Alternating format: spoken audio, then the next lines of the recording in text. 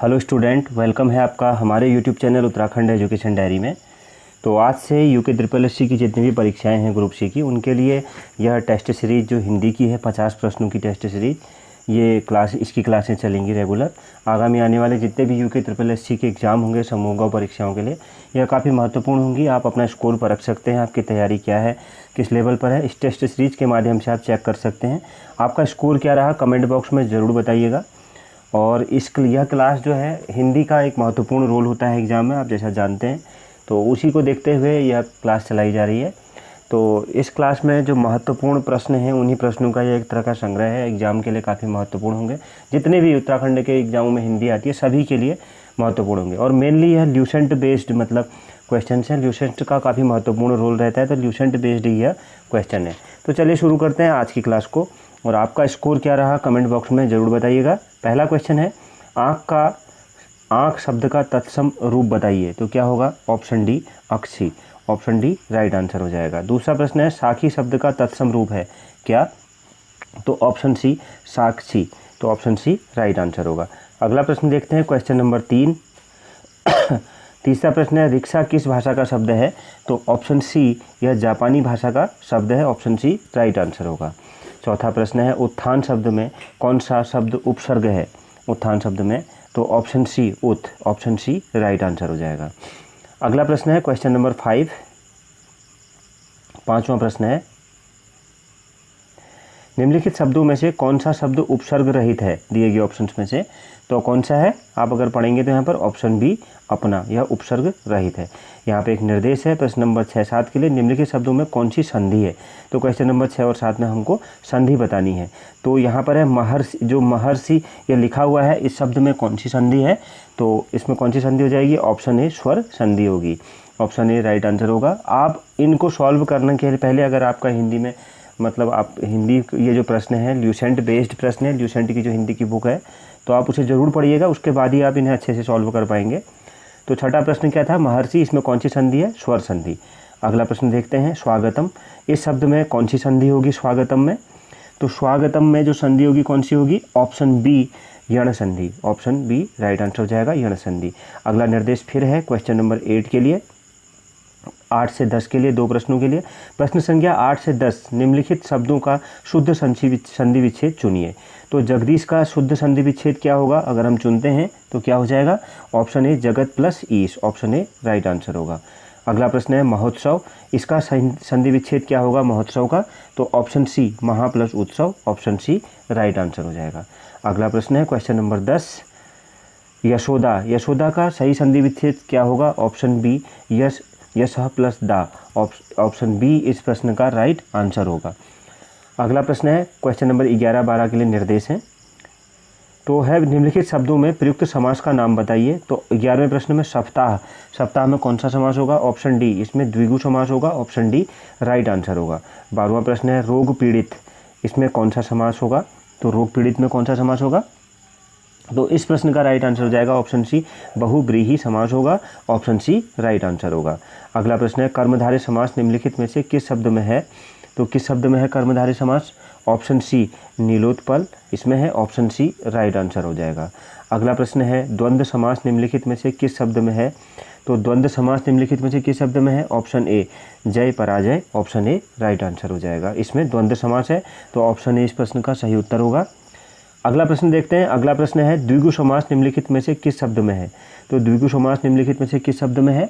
तो इस प्रश्न का राइट आंसर क्या हो जाएगा? ऑप्शन सी चौराहा, इसमें क्या है? द्विगु समास है, ऑप्शन सी राइट आंसर होगा। अगला प्रश्न है, दावाग्नि शब्द का अर्थ है क्या? तो दावाग्नि शब्द का क्या अर्थ है? ऑप्शन सी जंगल में लगने वाली आग, ऑप्शन सी राइट आंसर हो जाएगा। अगला प्रश्न है, किस शब्द का अर्थ मयूर है? दिए गए ऑप्शंस में से तो किस शब्द का अर्थ मयूर है? ऑप्शन ए केकी, इस शब्द का क्या अर्थ है? मयूर है, तो ऑप्शन ए 17वें प्रश्न का सही उत्तर होगा। 18वां प्रश्न है, पुरंदर शब्द का प्रयोग किसके लिए होता है? तो राइट आंसर क्या हो जाएगा? ऑप्शन डी पुरंदर शब्द का प्रयोग भगवान इंद्र के लिए होता है, तो ऑप्शन डी राइट आंसर होगा। अगला प्रश्न है क्वेश्चन नंबर 19, इनमें से क्वेश्चन नंबर 19 देखते हैं, इनमें से कौन सा शब्द पुष्प का पर्यायवाची नहीं है? दिए गए ऑप्शंस में से तो ऑप्शन सी अनंग पुष्प का पर्यायवाची नहीं है, ऑप्शन सी राइट आंसर होगा। तो यहाँ पर 4 प्रश्नों के लिए प्रश्न नंबर 20 से 24 के लिए एक निर्देश है। प्रयुक्त उचित शब्द चुनिए, निम्नलिखित वाक्यों के लिए प्रयुक्त उचित शब्द चुनिए। तो 20वें प्रश्न में ज्ञान प्राप्ति की इच्छा रखने वाला, तो इसको क्या कहा जाता है? ऑप्शन सी जिज्ञासु, ऑप्शन सी राइट आंसर हो जाएगा। अगला प्रश्न है क्वेश्चन नंबर 21, इसके लिए भी उपयुक्त शब्द चुनना है। जो किए गए उपकार को न मानता हो, इसको क्या कहते हैं? तो राइट आंसर क्या हो जाएगा? ऑप्शन ए कृतघ्न, ऑप्शन ए राइट आंसर होगा। 22वां प्रश्न, जो हर्ष में दूसरों के दोष खोजता हो, इसका सही उत्तर क्या होगा? ऑप्शन डी, इसका क्या हो जाएगा? पर छिद्रान्वेषी, इसका राइट आंसर होगा ऑप्शन डी, इस प्रश्न का सही उत्तर होगा। अगला प्रश्न है सौतेली माता के लिए प्रयुक्त शब्द है कौन सा? तो सौतेली माता के लिए प्रयुक्त शब्द ऑप्शन ए विमाता, ऑप्शन ए राइट आंसर हो जाएगा विमाता, ऑप्शन ए इसका सही उत्तर होगा। 24वां प्रश्न है जिसे जीता न जा सके वह क्या कौन होता है? जिसे जीता न जा सके, option C Ajay, option A right answer हो जाएगा। अगला प्रश्न है जो इंद्रियों से परे हो उसे क्या कहेंगे? जो इंद्रियों से परे हो उसे क्या कहेंगे? तो इस प्रश्न का सही उत्तर क्या हो जाएगा? ऑप्शन बी जितेंद्री, ऑप्शन बी इस प्रश्न का सही उत्तर होगा। अगला प्रश्न है 26 से 29 के लिए निर्देश है, रिक्त स्थान की पूर्ति सही विकल्प में कीजिए। मतलब यह हमें रिक्त स्थान भरता है, या रिक्त स्थान की जगह पर और सही विकल्प इसमें चुनना है, कौन सा सही होगा। तो 26वां प्रश्न है ताजमहल डैश डैश डैश का अद्भुत नमूना है, तो किसका अद्भुत नमूना है? तो इस प्रश्न का सही उत्तर क्या हो जाएगा? अद्भुत नमूना ऑप्शन डी स्थापत्य कला का, शाहजहां ने बनवाया था, आप जानते ही हैं। तो ऑप्शन डी इस प्रश्न का सही उत्तर होगा, स्थापत्य कला का। अगला प्रश्न है ईश्वर की कृपा से मूग भी डैश डैश डैश हो सकता है, क्या हो सकता है ईश्वर की कृपा से? तो इसका राइट आंसर क्या हो जाएगा? ऑप्शन सी वाचाल, मतलब बोलने वाला हो सकता है। अगला प्रश्न है मंदिर में डैश डैश डैश मिलता है, तो क्या मिलता है मंदिर में? ऑप्शन डी प्रसाद, ऑप्शन डी राइट आंसर होगा। अगला प्रश्न है मनुष्य एक डैश डैश डैश प्राणी है, तो मनुष्य कैसा प्राणी है एक dash dash dash? Option A एक सामाजिक प्राणी है, ऑप्शन ए इस प्रश्न का सही उत्तर होगा। अगला प्रश्न है राम कलम से लिखता है वाक्य में किस कारक का प्रयोग किया गया है? तो इसमें किस कारक का प्रयोग किया गया है? तो इस प्रश्न का सही उत्तर कौन सा हो जाएगा? Option A Karna, option A right answer होगा। अगला प्रश्न है जो विद्वान होते हैं वे विनयी होते हैं, निम्न में से कौन सा वाक्य है? जो विद्वान होते हैं वे विनयी होते हैं, निम्न में से कौन सा वाक्य है? दिए गए ऑप्शंस में से यह वाक्य कौन सा है? तो ऑप्शन बी इसका सही आंसर हो जाएगा, मिश्र वाक्य है। अगला प्रश्न है क्वेश्चन नंबर 32। अगला प्रश्न है क्वेश्चन नंबर 32, निम्नलिखित वाक्यों में से शुद्ध वाक्य का चयन कीजिए। तो शुद्ध वाक्य कौन सा है दिए गए ऑप्शंस में से? तो ऑप्शन डी विजय लिखते लिखते सो गया, यह एक शुद्ध वाक्य है, ऑप्शन डी राइट आंसर हो जाएगा। अगला प्रश्न है क्वेश्चन नंबर 33, निम्नलिखित वाक्यों में से शुद्ध वाक्य का चयन कीजिए। तो इसमें फिर से शुद्ध वाक्य का चयन करना है 33वें प्रश्न में, तो कौन सा होगा? ऑप्शन डी बस नदी में गिर पड़ी, ऑप्शन डी राइट आंसर होगा। अगला प्रश्न है क्वेश्चन नंबर 34, मुख मयंक सम मंजू मनोहर में अलंकार है कौन सा? तो कौन सा अलंकार है? ऑप्शन बी उपमा अलंकार है, ऑप्शन बी राइट आंसर हो जाएगा। अगला प्रश्न है जहाँ कोई शब्द एक बार प्रयुक्त हो किंतु प्रसंग भेद में उसके एक से अधिक अर्थ हो, वहाँ अलंकार होता है कौन सा? तो कौन सा अलंकार होता है? ऑप्शन ए श्लेष अलंकार होता है, ऑप्शन ए राइट आंसर होगा। अगला प्रश्न है अंबर पनघट में डूबो रही तारा घट उषा नागरी में कौन सा अलंकार है? तो इस प्रश्न का राइट आंसर क्या हो जाएगा? ऑप्शन ए रूपक अलंकार है, ऑप्शन ए इस प्रश्न का सही उत्तर होगा। अगला प्रश्न है क्वेश्चन नंबर 37वां, या अनुरागी चित्त की गति समुझे नहीं कोई, ज्यों ज्यों बूढ़े श्याम रंग त्यों त्यों उज्जवल होए, इन पंक्तियों में कौन सा अलंकार है? तो इन पंक्तियों में जो अलंकार है कौन सा है? ऑप्शन बी विरोधाभास अलंकार है, ऑप्शन बी राइट आंसर होगा। अगला प्रश्न है कनक कनकते सौगुनी मादकता अधिकाय, जो यह है मादकता अधिकाय, कनक कनकते सौगुनी मादकता अधिकाय, वही खाए बैरात नर यही पाए बैराई में कौन सा अलंकार है? तो इसमें कौन सा अलंकार हो जाएगा? अगर चारों ऑप्शन को हम देखते हैं तो इसमें इसका सही उत्तर कौन सा हो जाएगा? कनक कनकते सौगुनी वाले में इसका सही उत्तर होगा कौन सा? ऑप्शन बी यमक अलंकार है, ऑप्शन बी राइट आंसर होगा। अगला प्रश्न है क्वेश्चन नंबर 39वां, रहीमन पानी राखिए बिन पानी सब सून, पानी गए न उबरे मोती मानस चून, तो मैं कौन सा अलंकार है? तो इसमें कौन सा अलंकार है? ऑप्शन ए श्लेष अलंकार है, ऑप्शन ए राइट आंसर होगा। अगला प्रश्न है श्रृंगार रस का स्थायी भाव है क्या? तो श्रृंगार रस का स्थायी भाव क्या है? तो ऑप्शन डी इस प्रश्न का सही आंसर होगा रति, ऑप्शन डी इस प्रश्न का सही उत्तर होगा रति। अगला प्रश्न है विभत्स रस का स्थायी भाव कौन सा है?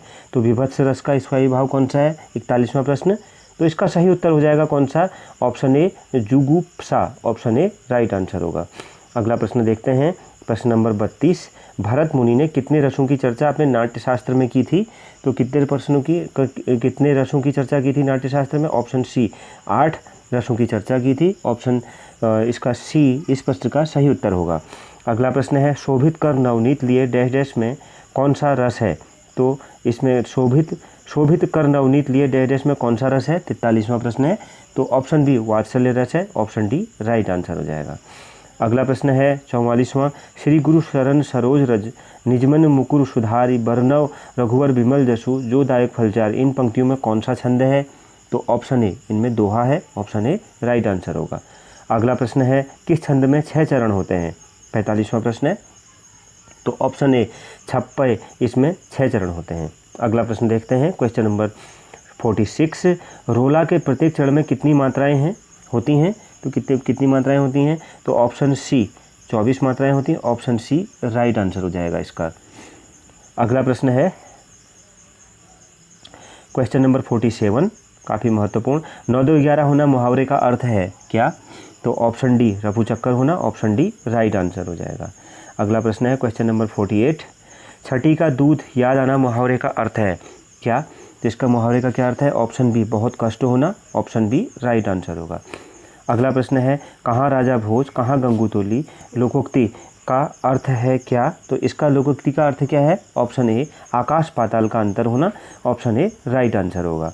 अगला प्रश्न, और आज की ये जो क्लास है, यह जो टेस्ट सीरीज है, पहली टेस्ट सीरीज का आखिरी प्रश्न है, सरस्वती पत्रिका के संपादक थे कौन, तो option B Mahavir Prasad Dwivedi ji, option A right answer हो जाएगा।